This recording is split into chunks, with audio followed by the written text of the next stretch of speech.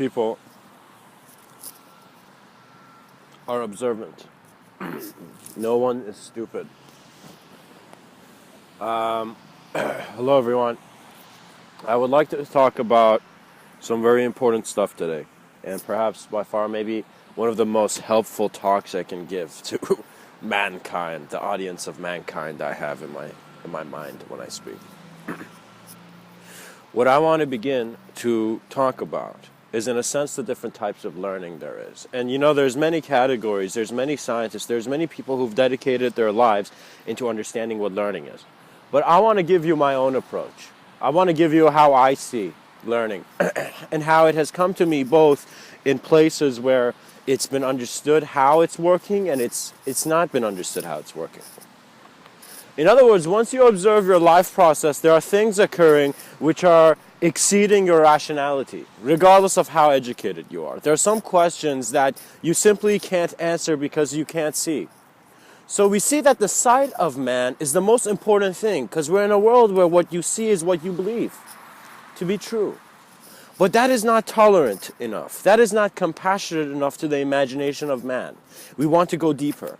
So the depth I want to communicate about learning is actually a very natural method, guys, because there are times where life teaches me lessons and I actually, let's say something hard happens, a problem comes into my life, a project that has to be done that is not relevant to school, but just life's work. And when I get feelings that are speaking towards different directions, that's when I go sit down in nature and I see how nature solves problems.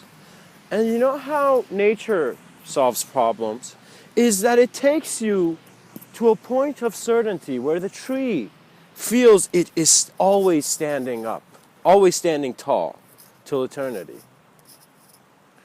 But it's not. And you see that sometimes the beings making the problem get destroyed. So what I notice through nature is that there isn't that much definition of emotion. In other words, we've defined our emotions and we've defined our labels, and once we let go of our plastic toys, we're no longer searching for toys, we're searching for good ideas that will become our reality. And we don't need to approach it childlike, because pretty much my topic on learning is how you are approaching it. It is not a set path.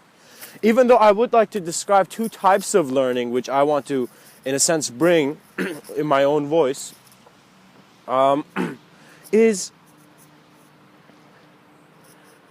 that first you need to understand how you're looking at life. So first I'm saying sight is important. Look at your sight and you see that sight is showing you different patterns of life. Because you may call the World of Warcraft, creator unnatural for creating a video game like that. Even though I don't play World of Warcraft, and I always recommend people to play the games that are more real. And I guess in a sense,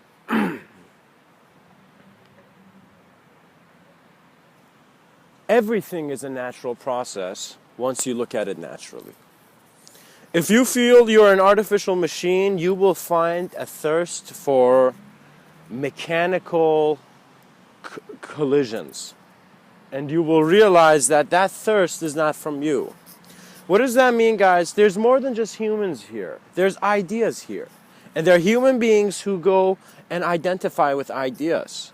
That is what voice is. Voice is the rebel that is standing up for the unknown sight of your thoughts. That is what a voice is. The voice is the more attentive physicalization of your internal observance of some things that can't be seen, only seen by you.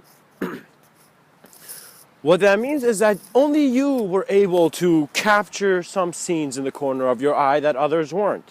Only you had moments where it was only you in life. It wasn't anyone else. And that is an important moment because that clears your thirst. Because you see, a lot of people are doing acts in which they feel, yes, thumbs up, it gives me physical survival and emotional survival and mental survival, this life path I'm choosing, going and working. But at the same time, they're like, how much is it teaching me? And that is what you need to ask. Because once you ask how much you're being taught, you look at the moment, and it's a healthy search. So to even approach the topic I'm saying, you must let yourself naturally be guided to not having too many judgments. If you find yourself having too many judgments on what I'm saying, then this video is perhaps not for you, because the way you're programmed, the way you're conditioned is ones with objective affirmation. You're firm in objectivity. You're only contemplating that which is formed. And you're saying, yes, life is formed, stop talking. You know, some people have this view. And that means you're probably not meant to hear my talks. My talks are for those who understand it's formed, but have been gazing at the form to a depth where they want to rediscover their intelligence to see what they are. If you have a longing in you, which you don't know what it is, but you have a feeling, damn, I don't need to be here, I need to be there. I don't know where there is, but it's a longing. That is, in a sense, your greater intelligence calling you. In other words, that is a series of life experiences that are just waiting to come to you so you get on with remembering who you are and completing your work here. When I say completing your work, that gives you a sense of unknown purpose, and it's important to have the sense of unknown purpose in life. Because if there's known purpose, then rationality will dumb it down to the ground. And what I want to say it in a sense is that what rationality does is clone every view.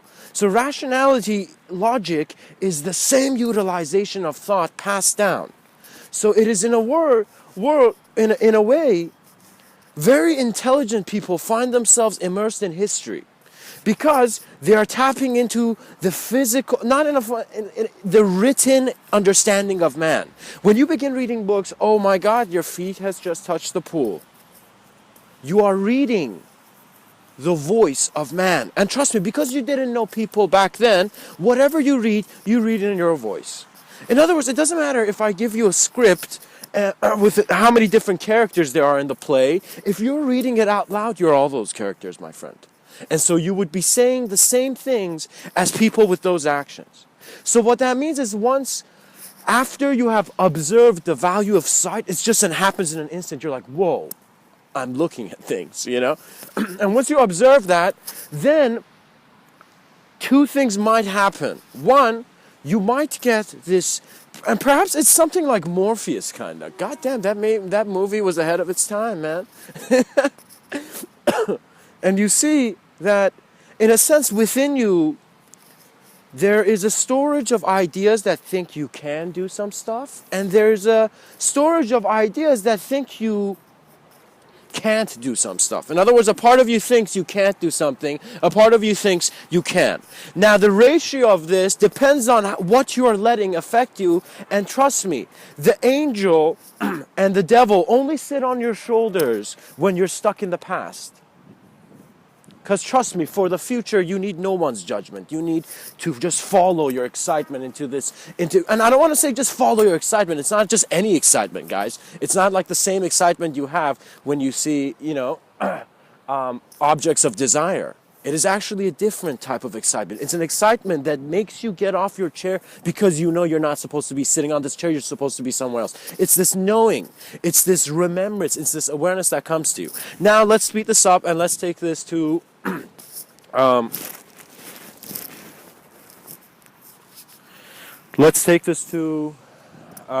learning. So I was talking about two types of learning. And what did I mean? So first, we see there is sight. And through this sight, you then begin, in a sense, having these senses of longing to continue your search. In other words, you're like, shit, I need to continue something I hadn't a while ago. So what that means is you guys need to be aware that you may make decisions that are not completely true for you, and you will always be wondrous about your truth. So best idea, follow your truth. And that means that you are no longer waiting for organized systems to give you instructions on how to live in a chaotic world. You are immersing the moment to obtain the maturity that transcends not just any person you know, but the moment. Become the greater observer of the moment. And so we see on this search, guys, it's all a curiosity. Trust me, love is magical. And when I say magical, I don't mean with a staff and with spells. I mean love has this way of showing itself that only you know when it's your time, when it's your moment. Because you will have no past ideas about that moment. When you're doing something you're meant to, you're in a moment where you have no past judgments. Oh, should I be doing this? No, you just know you should be doing it. And throughout the day, there are moments of that, like that. Mankind right now is dividing his life into days. You know, we have calendars. We have an organization of time. We're trying to catch up with labeling the changes that are happening. And you see, we can't. We're not that fast. So we can't. Our language is not accurate. Our language is involved with our own imagination. So when we look at life, we're also observing some of our own creative renditions of what we're looking at. So to look at life means to look at it clearly and in a way where you really have not a lot of opinions. Because when you have opinions, you're looking at a sense of past. We don't want a sense of past self. You know? That Scrooge movie messed up many minds. That Ebenezer Scrooge movie, you know? Because it's fun. We do have that experience, guys. We can create a sense. Oh, you can create any story about your future. You can create any story about your past. So if you can do that, it's not about that. It's not about how many things you can control and how confident you feel with the voices that you have kept inside. It is about uncovering your own sense of what is your truth and, okay, what's the next step to go towards it. And when I say truth, guys, it begins feeling as if you're looking for a shape, you're looking for something. But trust me, sometimes truth is your dissolution of senses of self. In other words, for example, my talk may inspire one slight different action by you in which life can again communicate to you much more better. And when I say life, do not create separative senses of other. This is a problem that has been going on, guys, because spirituality is first approached as a story and then it becomes an experiential thing. And that's a problem because people are judging spirituality by the stories it's conveying. No, my friend, spirituality is it's experiential passage through into your next reality. It is seeing everything here and then also being able to confront a greater observance of it. And naturally it comes to you. It comes with who you are, man. Go look at your library. And those books that are there, there's a reason they're there. There's a reason things are gravitating to you.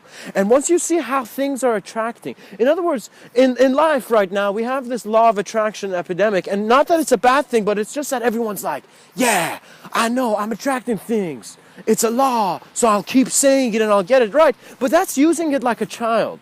That's using it with a very limited level of awareness because law of attraction doesn't care about your identity. Law of attraction doesn't, in a sense, it is not, and it's not even law. It's not a law. What you perceive to be an attraction is your collective sense communicating to your individuality. And when your individuality looks at its collective, it sees it's not missing anything. It feels comfortable. So you see, guys,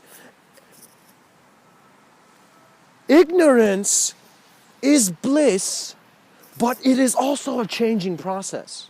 So no one can ever be ignorant. You cannot remain ignorant. You cannot be kept as an evil entity. There's no such thing. There's always learning. Learning means that any separation in any dimension of existence is observing that which is its everything else, which is its collective. So you choose if you want to be caught in the creative fears of your individual sense of awareness, self-awareness, or you want to walk in a world which is you. What that means is your experience is guided by the wind. In other words, everything that comes to you is communicating a greater vision. Everything. And once you see that the knowing of that is not relevant to a physicalized collective agreement, it's not relevant to society, to other people, you are discovering your own intelligence. Because, guys, you need to discover your own capability. Because sometimes you can see how able you are in your own way and no one else can, and it's up to you to show it to others. And when you go to show it, life's not going to be easy. Life's going to say, Do you really know what you're doing? If you do, then I shall open these flows to you. And this is not, see this as just a natural voice. See this as the interpretation, as my interpretation of the wind. You know? In essence, all my talks are interpretation of the wind. And what that means is that we do feel these formless senses of presence. But our, I guess, factorization or how we've spoken about what a mind is limiting our understanding of certain parts of our own experience. Our intelligence is not just based on the intelligence that we can rationally perceive. There is irrational intelligence, and I'm telling you, it is not that it's powerful, but it looks like magic to those who don't know it. What that means is that there is awareness. In other words, if you have let's say a bowl of cookies on your let's say table, let's say you have a bowl of cookies or whatever kind of food you have, let's say you have a bowl of food and you've put it, and let's say a guest comes into your home and doesn't even see it, doesn't even see the cookie, doesn't even recognize, doesn't acknowledge the grander cycles of life which are innately known because you are part of the whole. And hence the drop does not need to be limited to a drop when it's in the ocean. And these are great big natural metaphors, guys. Because my first teachers were not images, but a holistic sense of be careful where you step when I began this life. Because when we talk, memories ignite. If you begin talking about things, if you just go to your friend or someone who you have trust and start giving them your idea of life and not caring about what they, not in a sense being attached to it, just giving away, you see that you're observing it. When you can shape your understanding, you can begin to see the hands of the claymaker. And the hands of the claymaker can always change it. So you're realizing that our ability is self-observant and capable to bring us our own attuned and adjusted innate sense of insight. The lessons you receive are tuned to your ear. And trust me, it is not about the teacher at some point. It is about the student.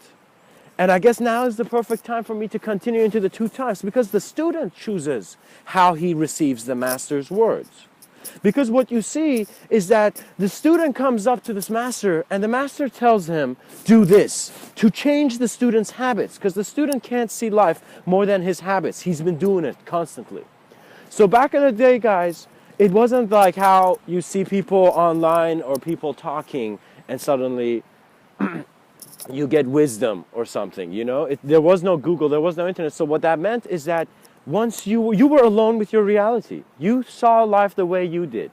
And once you saw other people, you were fascinated. But once you saw that you were limited to your own cave, you would seek someone who had perhaps stepped out of theirs. And you'd see that, for example, back in the day, these are stories, guys. These are actual stories. And more, I think, in regards to Japanese Zen, actually. Japanese Zen. And I don't want to suggest that I'm giving you any accurate thing. So I'm more of a, I guess hear my own interpretation of this story, because that's all I can give you, because that's what I'm saying. But I'll tell you the story as well. So the story is, this kid is born, and he asks his dad a question. His dad was let's say he was a clay maker. His dad was a clay maker, right? A pop maker, ceramics master or something. And he asks his dad, and he's like, Dad, I like these vases. I mean, goddamn, you make good vases, Dad. But I have questions that need answers, and I can't get it from the lifestyle you're living. The son would be dishonest, would be respectful to talk to his father this way. And the father would say, Son, I am a ceramics master. I can teach you how to create the greatest curves on a pot in Asia, but I cannot teach you about life.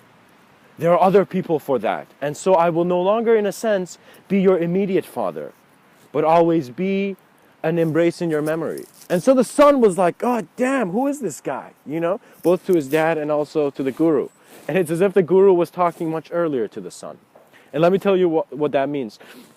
So what happens is the kid's like, okay, I will go to the teacher.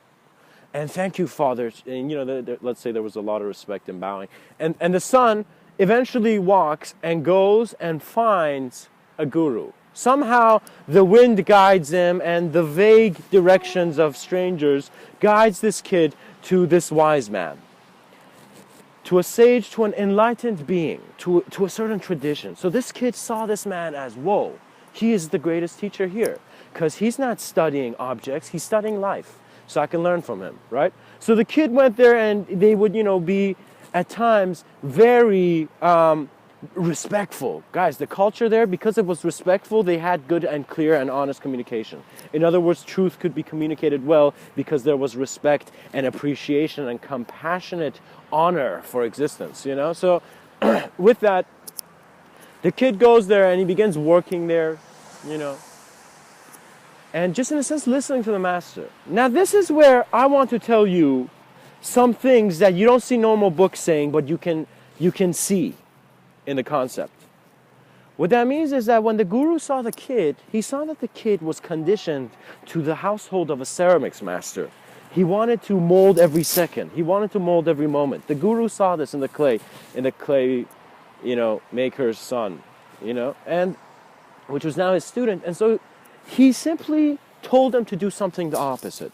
He made him see that, okay, you don't just talk about presence like this. You show that first there are different colors of leaves, and there are questions, and then there's the mind of man, and there's the questioner, and there's different spaces where we're considering truth, and then there's the nature of truth. Is truth a dualistic thing? Is truth something you understand or you don't understand? And then you continue, and you see that truth is a meaning that is being implied at every moment. So the kid does not understand this at first, but once he's around the presence of the master, and they call them a master. Guys, master is just a name. It's just a label. It's not about a label, man. It's a human being. Don't reduce human beings to names, to languages. If I come and call you, let's say, words can hurt people who do not have a sensitive grasp of their own sense of reality. You cannot force programming onto others. Everyone has their own way of living and being, and will go about living and being in that way. In a sense,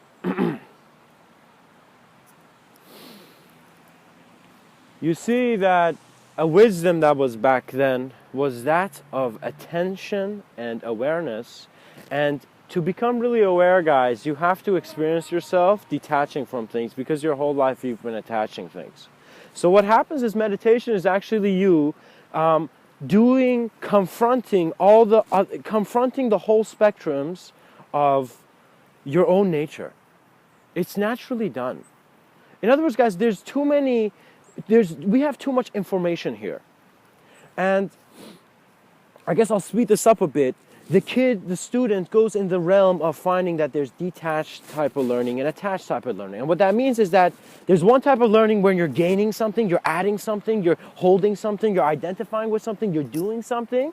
And at the same time, there's the opposite. There's the one where you're not doing something. You're letting go of things. You're making yourself more naked. You're taking off your coats and feeling different temperatures, And as you're doing this, these are internal. These are in regards to contemplation in your mind and how you're seeing life. In other words, I'm saying if you choose by your own sense of what is comfortable for you and what is right and harmonious to you, that you can perceive yourself clearly, a clear view cannot remain formed. In other words, clarity cannot be physical. And that is something I understood, and I guess in a sense was blessed later on to realize my family had tuned me towards this understanding, because they weren't engaging with some things. In other words, thank God to those people who are still living true to their heart. And what that means is your heart should be that which is keeping you alive, and that which is keeping you alive is all life. You see, everything else is keeping you alive. So your heart and all life knows that you need to be here in this moment to experience things. Thank you.